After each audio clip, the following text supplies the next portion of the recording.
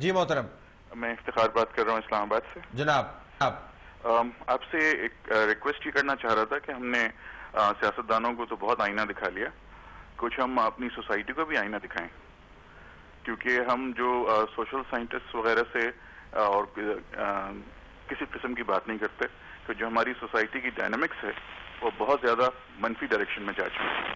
ہمارے ہاں جیسے کہ گورنمنٹ رول آف لا نہیں چاہتی، down to very grass roots nobody really wants rule of law. Rule of law میں کسی کو دلچسپی نہیں رہی ہے. تو آپ اگر غور کریں جیسے پیپلز پارٹی کس جو ہے، قسم لوگ کیا کر رہے ہیں وہ اس کنڈکٹ کو بھی زیر بحث لایا جائے. exactly because everybody wants to cut corners, nobody wants to work hard to earn a living, nobody wants to go after excellence. کچھ ایسے آئیڈیلز ہیں جو آپ کو لوگوں کے سامنے لانے چاہیے کہ پاکستان میں ہماری نئی نسل یہ چیزیں سیکھے. اچھا، میں ایک آپ سے گزارش کر سکتا ہوں، میں کہ یہی جو لوگ ہیں جو نہ رول آف لا پسند کرتے ہیں، نہ ہی جو ہے میرٹ کو پروموٹ ہونے دیتے ہیں، اور انہوں نے وہ آئیڈیلز جو ہیں وہ چھوڑ دیے ہیں. عموماً یہ اگر میں ڈرفٹ آپ کی سمجھ رہا ہوں، بالکل یہی لوگ جو ہیں جب باہر ایک ایسے نظام میں جاتے ہیں جہاں پر رول آف لا کا اطلاق ہوتا ہے، ریاست جو ہے وہ امپلیمنٹ کرواتی ہے، یہ لائنیں بھی بناتے ہیں، یہ ٹیکس بھی پے کرتے ہیں، یہ پولیس کا احترام بھی کرتے ہیں، اور یہ وہاں پر بہت اچھا کام بھی کرتے ہیں. یہی ہے نا، کیونکہ وہاں وہ سسٹم موجود ہے. تو سسٹم کی ڈیبیٹ اہم ہے، لوگوں کی ڈیبیٹ اہم ہے. ہاں بالکل. اب یہاں پرابلم یہ ہے کہ سسٹم اس طرح کا چونکہ موجود نہیں ہے، and nobody wants that system to come in. Accountability کوئی چاہتا ہی نہیں ہے. اب ایک گھر میں کام کرنے والی خاتون جو ماسی جس کو ہم کہتے ہیں، وہ بھی کام کرتے ہوئے ڈنڈی مارتی ہے، وہ ٹھیک کام نہیں کرنا چاہتی. تو یہاں سے لے کے to the very top nobody is interested in doing the work. ٹھیک ہے، یہ ایک ہماری نیگیٹو ڈائنامک سوسائٹی میں ایک کالر لندن سے، اس کے بعد پھر مجھے پروگرام کا وقت ختم ہو گیا. میں نے 4 چیزیں اس میں بیان کرنی آخر میں آ کے جو میری آبزرویشن ہو سکتا ہے آپ ان سے اتفاق نہیں کریں، بل I'll just close the program with that. جی السلام علیکم. جی وعلیکم السلام، عمران شاہ بات کر رہا ہوں لندن سے. جی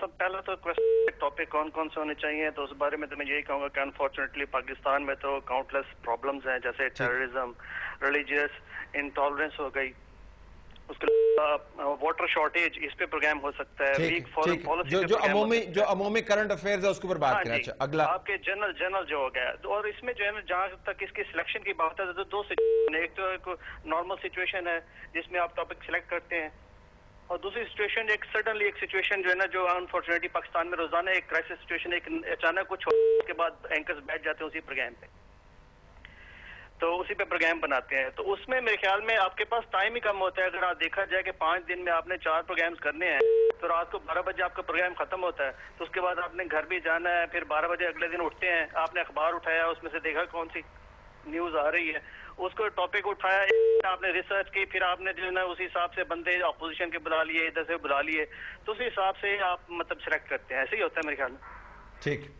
late me just close the programme. ہے ناظرین، میں ان تمام دوستوں سے معذرت خواہ ہوں جن کے کالز میں نہیں لے پایا، لیکن یہ سلسلہ ہم نے شروع کیا ہوا ہے. آپ نے جتنی بھی بات کی سر آنکھوں کے اوپر 4 آبزرویشنز آپ کے سامنے میں رکھنا چاہوں گا. ایک تو رائے جو ہے وہ بٹی ہوئی ہے، نیوٹرل اینکر اور ورسز جو اینکر پوزیشن لیتا ہے. بعض جگہوں پر لوگوں کو پسند ہے کہ اینکر مکمل طور پر نیوٹرل ہے، لیکن جہاں پر جھوٹ بلاگ بولا جا رہا ہو اور سفید جھوٹ بولا جا رہا ہو اور حقائق کو مسخ کیا جا رہا ہو، وہاں پہ پوزیشن لینی چاہیے. یہ بھی لوگوں کی ڈیمانڈ ہے.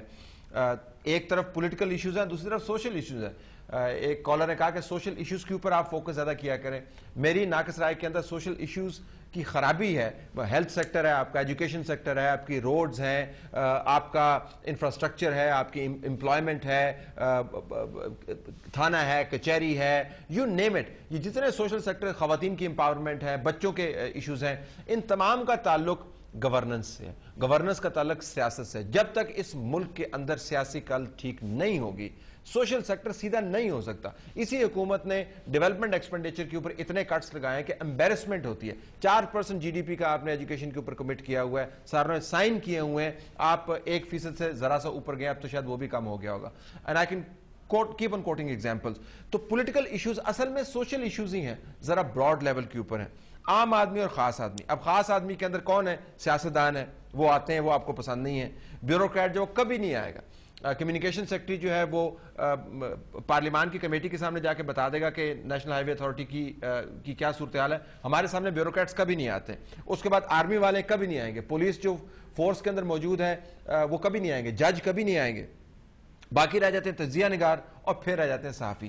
یہ تو عام آدمیوں کی لسٹ ہوگی, خاص آدمیوں کی لسٹ ہوگی. عام آدمیوں کے اندر ہر آدمی جو ہے وہ ایک نیشنل پرسپیکٹو سے بات نہیں کرتا.